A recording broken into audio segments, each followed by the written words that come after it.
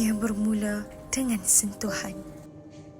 Di sini, di dalam helaian yang menyimpan sejuta rahsia, ilmu mula bertapak.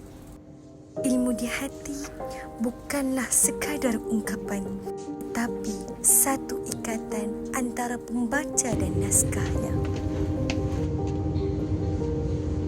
Namun, dunia tidak pernah berhenti berputar.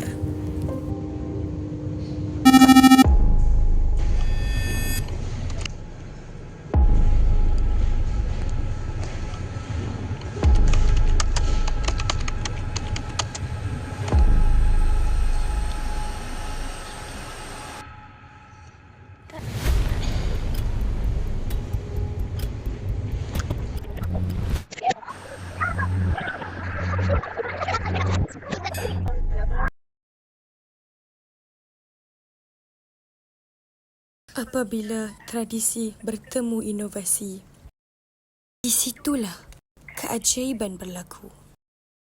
Lihat bagaimana teknologi hari ini bukan sahaja menyimpan ilmu, tapi memberinya nyawa baru. Ilmu di hati adalah akar yang kukuh. Teknologi di tangan adalah dahan yang menjulang tinggi.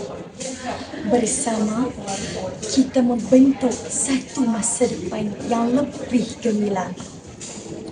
Saya, Ashifa Nur Imani binti Abdul Manaf, melaporkan untuk TV PSS SMK Timur. Ilmu di hati, teknologi memperkasa generasi.